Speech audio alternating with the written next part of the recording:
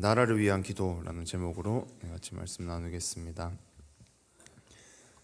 이제 이틀 뒤 총선을 앞두고 어느 때보다 나라를 위한 기도가 많이 되는 때입니다. 우리나라의 지금 상황을 보면 각자가 아는 그게 다르지만 또 보는 시선도 다를 수 있지만 감사한 것들도 이렇게 참 많고 하나님께서 분명 우리에게 주신 정말 좋은 환경들도 많지만 또한 느헤미야가 오늘 본문 말씀에서 예루살렘의 상황 또 예루살렘의 남은 자들, 그러니까 하나님의 그 언약 그 뜻을 이어가는 자들의 상황을 듣고 이렇게 마음 아파했듯이 우리나라를 봐도 이렇게 하나님을 떠나 있는 그런 마음 아픈 모습들도 많습니다. 우리 모두에게 이 상황은 같습니다. 이렇게 나라에 한참 하나님께 감사한 모습들도 있고 또 우리가 정말 이렇게 기도해야 하고 또 회개해야 하고 또 더 변화되어야 되고 새롭게 되어야 할 모습들도 있고 이렇게 하나님께서 우리에게 허락하신 또 나를 불러주신 이 나라를 볼 때 우리 모두에게 상황은 같지만 그 상황을 보는 또 때로는 문제를 보는 사람들의 행동은 또 다 다른 것을 우리가 봅니다. 포기하는 사람도 있고 우는 사람도 있고 욕하는 사람들도 있고 아니면은 아무런 문제 의식이 없는 사람들도 있고 나와 상관없는 일이다 생각하는 사람들 등등이 있지만 느헤미야의 반응을 보면 예루살렘에 남아 있는 자들, 그러니까 이 남아 있는 자들이라 함은 이렇게 하나님의 언약을 이어서 지켜가는 자들, 하나님의 떠나가는 자들보다는 하나님의 언약을 지켜가고 이어가고 이렇게 나라가 이런 힘든 상황 가운데 있지만 정말 하나님 앞에 그 중심을 지킨 자들이 하나님 앞에 중심을 지켰고 정말 그 많은 사람들이 그냥 포로로 끌려가서 그 나라에서 모든 것을 잊고 살고 하나님을 잊고 살고 또 우상 숭배를 하고 살고 이런 상황에서 끝까지 하나님 앞에 그 마음을 지키고 중심을 지키고 정말 하나님께서 하실 것이다, 하나님께서 회복시킬 것이다, 그것을 믿고 참 척박한 지금 상황에서는 척박한 예루살렘을 지키며 있는 그 자들이 능욕을 당하고 있다 라는 소식을 듣고 또 예루살렘 성이 무너지고 성문이 불타서 그 역할을 하지 못한다 라는 말을 듣자마자 느헤미야의 반응은 하나님 앞에 금식하며 기도하는 것이었습니다. 1장 4절 말씀 읽었지만 같이 한번 더 읽겠습니다. 내가 이 말을 듣고 앉아서 울고 수일 동안 슬퍼하며 하늘의 하나님 앞에 금식하며 기도하여. 하나님께서 이렇게 많고 많은 나라 중에 그냥 내가 대한민국에 태어났다 이렇게 생각을 할 수도 있지만 하나님의 그 섭리와 그 계획하심과 그 뜻은 우리가 헤아릴 수 없을 만큼 섬세하고 한 사람 한 사람을 향한 하나님의 그 계획이 분명히 우리에게 있기 때문에 많고 많은 나라들 중에 이 대한민국 땅에 나를 보내신 뜻이 분명히 있습니다. 그래서 하나님의 자녀로서 나의 사명도 있고 또 이 나라에 나를 보내신 그 뜻, 또 이 직장에 이 자리에 나를 보내신 그 뜻이 분명히 있는데 관건은 내가 그 뜻을 얼마나 하나님의 뜻대로 살아가느냐 아니면 그렇지 못하느냐 하는 것인데 나라의 아픈 모습을 보면서 또 중요한 시기를 앞두고 우리가 가장 먼저 해야 할 것은 다른 어떤 말보다 행동보다 기도입니다. 느헤미야가 이 상황에서 하나님께 가장 먼저 기도했을 때 느헤미야는 이렇게 힘이 없었던 것도 아니기 때문에 어떻게 정치적으로 해결을 해볼까 할 수도 있었을 것이고 사람들을 모아서 먼저 토론을 해볼 수도 있었을 것이지만 다른 많은 느헤미야가 할 수 있는 반응들이 있었을 것이지만 가장 먼저 느헤미야는 기도를 했습니다. 그럴 때 그 상황에서는 전혀 이렇게 여러 가지 상황을 봤을 때 가능해 보이지 않았던, 불가능해 보였던 느헤미야의 예루살렘 성 재건을 위한 느헤미야의 기도를 들으시고 왕의 마음을 하나님께서 움직이셔서 성벽 재건이 마침내 완성된 것처럼 하나님의 사람들, 그러니까 우리가 정말 하나님의 자녀들인 우리가 하나님의 마음을 알기 위해서 지금 또 애쓰고 기도하고 있는 우리 대흥교회가 정말 하나님 앞에 기도하고 또 각자의 자리에서 느헤미야처럼 행동하는 것까지 이어진다면 하나님께서 우리의 기도를 반드시 들으시고 우리나라와 함께 하실 줄 믿습니다. 이때까지 부어주신 은혜가 너무 많으시기 때문에 하나님께서는 그냥 놓아버리신다 이렇게 생각할 것이 아니라 정말 하나님 앞에 기도할 때 하나님께서 들으실 줄 믿습니다. 이번 한 주 특히 더 나라를 위한 기도가 우리 모두가 되는 때인데 다른 어떤 것보다 하나님의 마음을 구하며 나라를 위해 한 기도를 하나님께 더 올려드릴 수 있기를 소망합니다. 느헤미야의 예루살렘을 향한 이 기도를 좀 더 보면서 그럼 하나님의 사람들은 이렇게 자신의 나라를 위해서, 민족을 위해서 어떻게 기도할까? 뭐 이것만이 기도의 뭐 전부는 아니고 정답 또 아닐 수 있지만 느헤미야가 어떻게 기도했는지 보면서 또 우리는 이번 한 주 어떻게 기도할 수 있을까를 함께 보겠습니다. 첫 번째로 느헤미야는 하나님의 이름을 부르며 기도했습니다. 하나님이여 주여 하면서 가장 먼저 기도를 시작할 때 그 소식을 듣고 바로 앉아 기도를 시작하면서 하나님이여 주여 하면서 하나님의 이름을 반복적으로 부르며 기도를 시작합니다. 5절 말씀 같이 읽겠습니다.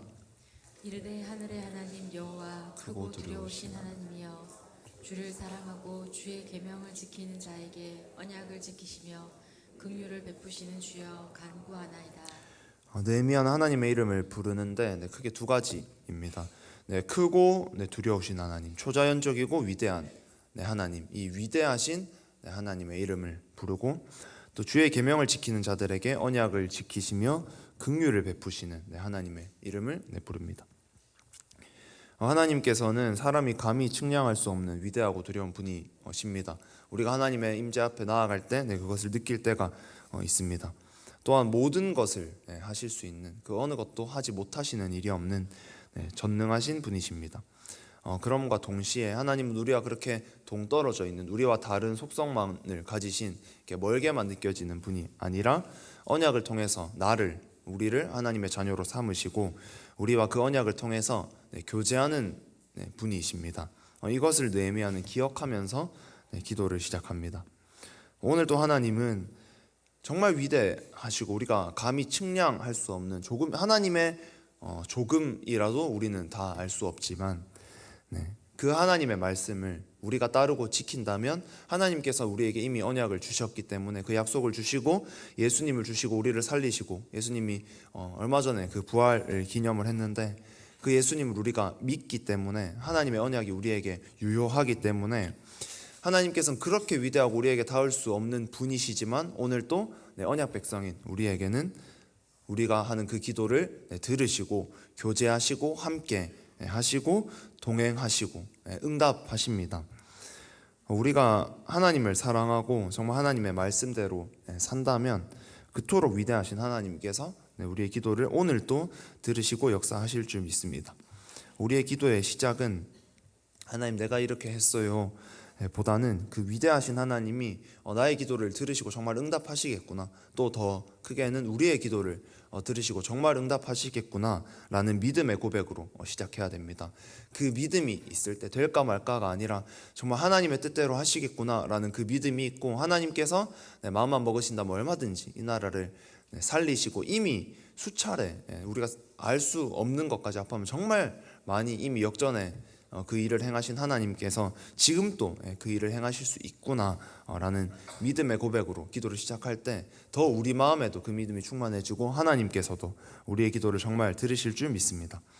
두 번째로 느헤미야는 죄를 고백하고 회개합니다.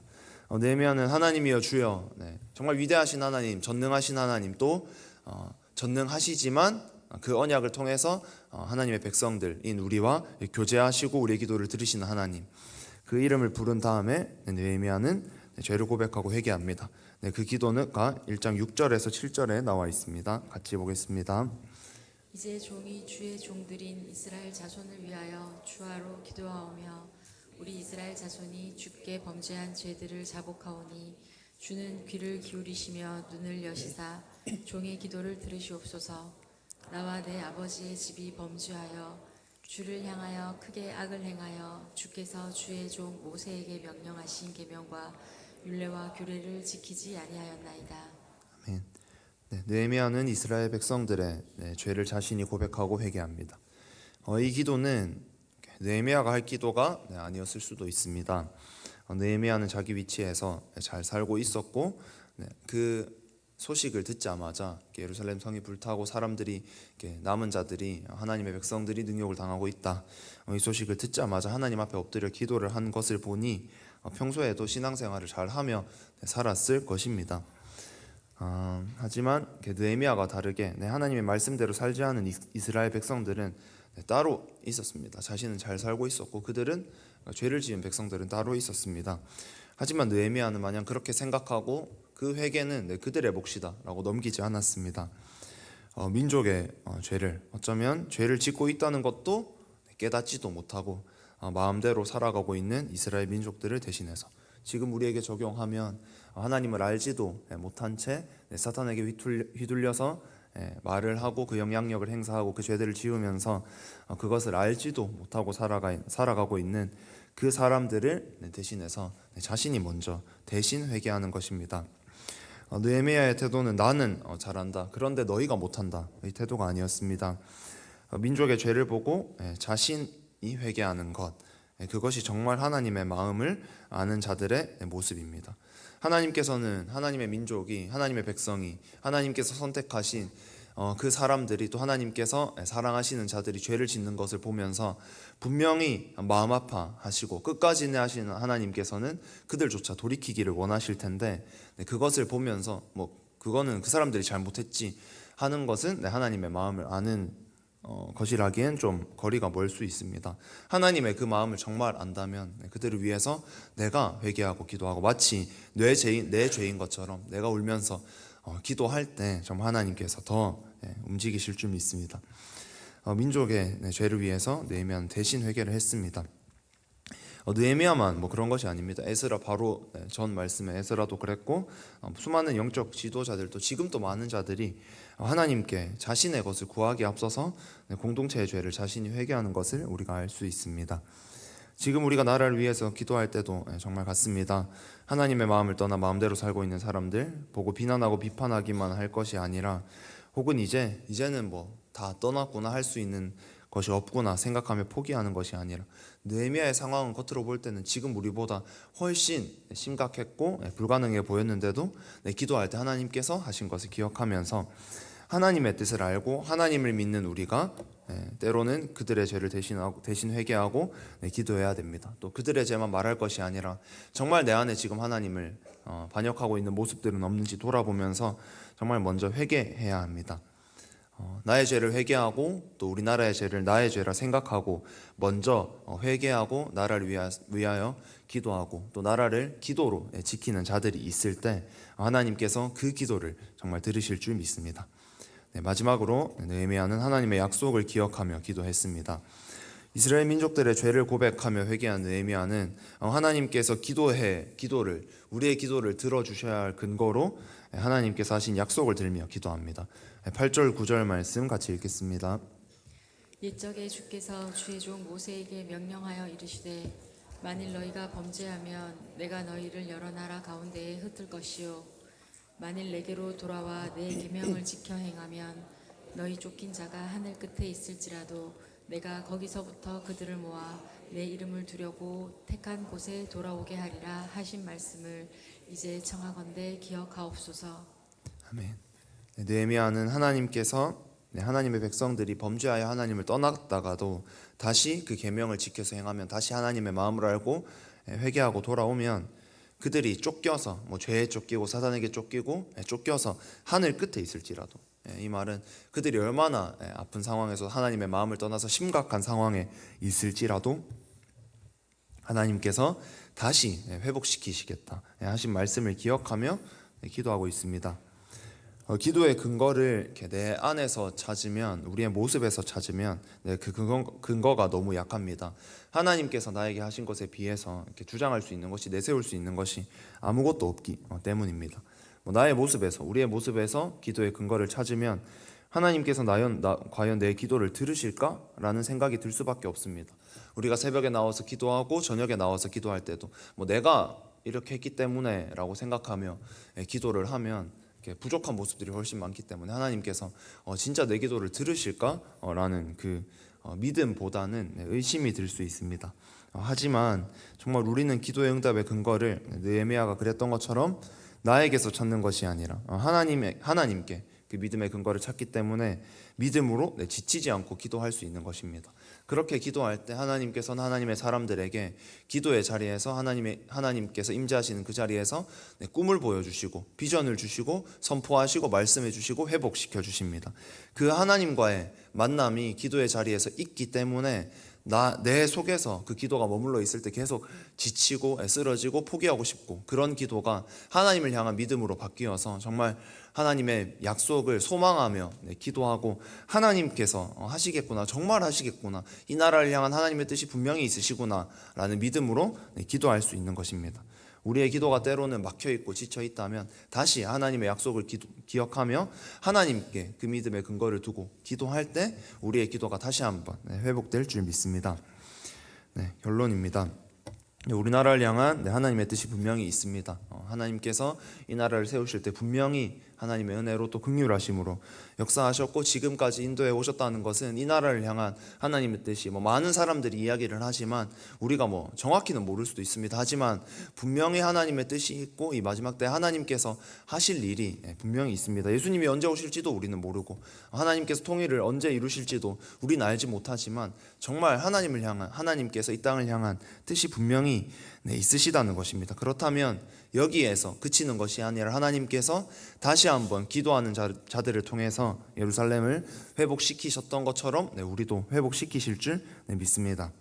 북한 사람들을 향한 하나님의 마음이 분명히 있습니다. 그들을 우리가 기도하고 있는데 더 기도할 것인데 그냥 두고 보시는 것이 아니라 하나님의 때 정말 회복시키실 줄 믿습니다. 이 많은 우리나라의 사명이 정말 있는데 이번 한 주 선거를 앞두고 또 그 이후 뽑힌 자들이 정말 하나님의 마음에 합당한 자들로 세워져야 되는데 그 제목을 가지고 우리가 정말 진심으로 끝까지 포기하지 않고 하나님께 그 기도의 근거를 두고 기도할 때 하나님께서 우리의 기도를 들으실 줄 믿습니다.